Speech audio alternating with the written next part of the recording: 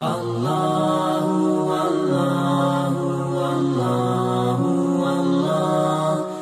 یہاں سے توحید کا تذکرہ شروع ہو رہا ہے، یعنی رسول اللہ کی نبوت اس سے موضوع ذرا پھر رہا ہے کس کی طرف؟ اللہ کی توحید کی طرف۔ اور یہ اہل کتاب سے بھی کہا جا رہا ہے کہ جس نے موسیٰ کو بھیجا تھا اسی نے اس رسول کو بھیجا ہے، تفریق نہ کرو، تمہارا معبود ایک معبود 163، اور تمہارا معبود ایک ہی معبود ہے، اس رحمان رحیم کے سوا کوئی معبود نہیں۔ اور کون ہے وہ؟ اب اس کی خلقت کی طرف غور کرنے کی دعوت دے رہی ہے آیت نمبر 164۔ یقیناً آسمانوں اور زمین کے خلق کیے جانے میں، رات اور دن کے آنے جانے میں، ان کشتیوں میں جو انسانوں کے لیے مفید چیزیں لے کر سمندروں میں چلتی ہیں، اور اس پانی میں جسے اللہ نے آسمانوں سے برسایا، پھر اس پانی سے زمین کو مردہ ہونے کے بعد دوبارہ زندہ کیا، اور اس میں ہر قسم کے جانداروں کو پھیلا دیا، اور ہواؤں کی گردش میں اور ان بادلوں میں جو آسمان اور زمین کے درمیان جکڑے ہوئے ہیں، عقل سے کام لینے والوں کے لیے نشانیاں ہیں۔ 165، اور لوگوں میں سے کچھ ایسے ہیں جو اللہ کے سوا دوسروں کو اس کا شریک مد مقابل قرار دیتے ہیں، کہتے ہیں یہ جیسا اللہ نے کیا ہے ویسا انہوں نے بھی کیا ہے، جیسا اللہ کر سکتا ہے ویسا یہ بھی کر سکتے ہیں، اللہ کے برابر اور شریک قرار دیتے ہیں۔ اور پھر توجہ فرمائیں، کیا قرآن کیا فرما رہا ہے؟ اور ان سے ایسی محبت کرتے ہیں جیسی محبت اللہ سے رکھنی چاہیے۔ خوب توجہ کے ساتھ سنیں، اور ایمان والے تو سب سے زیادہ اللہ ہی سے محبت کرتے ہیں۔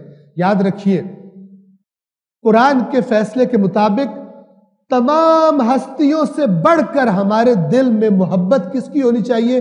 اللہ کی ہونی چاہیے، رسول اللہ سے بڑھ کر، حضرت علی سے بڑھ کر، امام حسن و حسین، اہل بیت اطہار کی تمام ہستیوں سے بڑھ کر محبت، سب سے شدید محبت مومن کو کس کے ساتھ ہوتی ہے؟ اللہ کے ساتھ ہوتی ہے۔ اگر کسی کو اللہ سے زیادہ محبت ہوگی رسول اللہ سے، اس کی حالت خطرے میں۔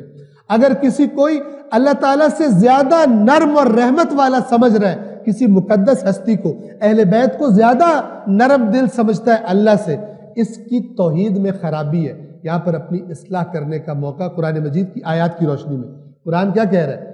کہ وہ لوگ دیگر ہستیوں کو اللہ کے برابر قرار دے دیتے ہیں، اور کس معاملے میں؟ یہاں پہ خاص طور پر ان سے اس طرح محبت کرتے ہیں۔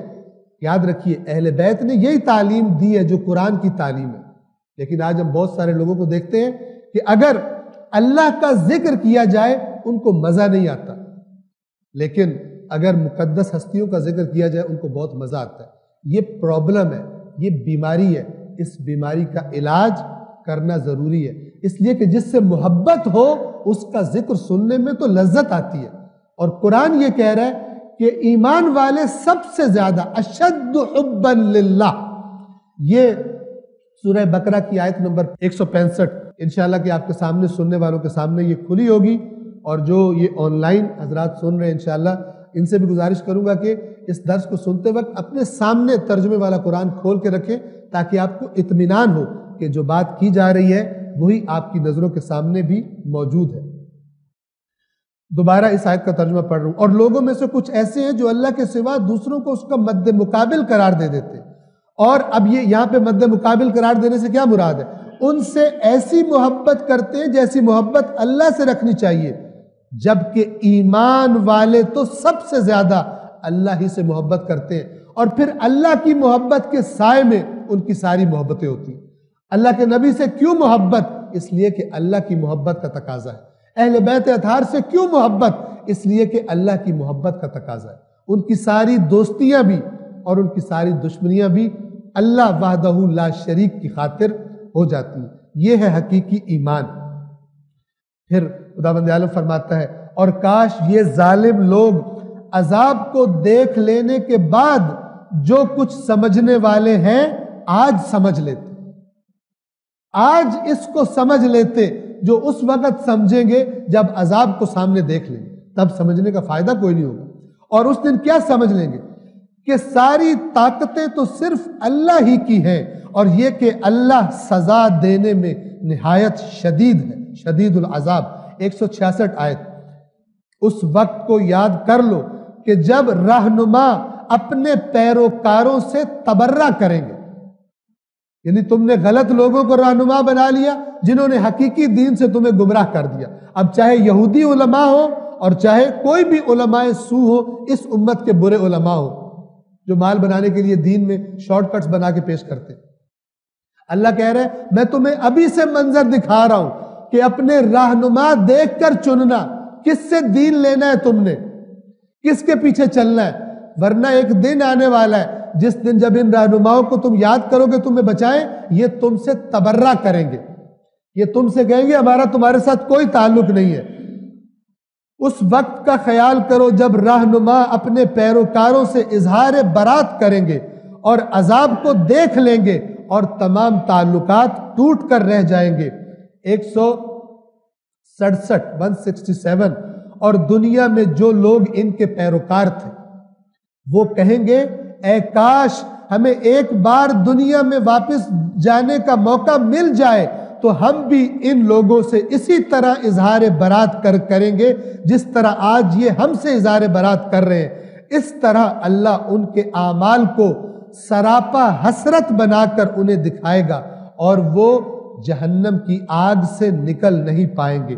168 اے لوگو زمین میں جو حلال اور پاکیزہ چیزیں ہیں انہیں کھاؤ اور شیطان کے نقش قدم پر نہ چلو، یقیناً وہ تمہارا کھلا دشمن ہے، یعنی جن چیزوں کو اللہ نے حرام کر دیا ہے انہیں نہ کھاؤ، انہیں استعمال نہ کرو۔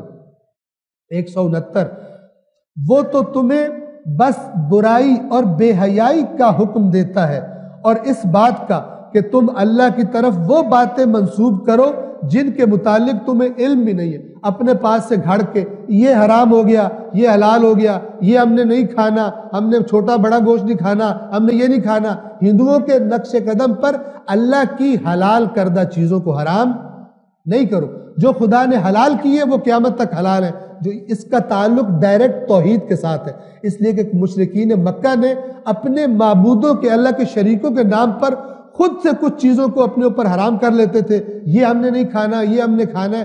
ان تمام چیزوں پر قرآن نے آ کر کراس لگا دیا اور فرمایا کہ جس کو اللہ نے حلال کر دیا وہ حلال، جس کو خدا نے حرام کر دیا وہ قیامت تک حرام رہے گا۔ ایک صلوات پڑھیے محمد و آل محمد۔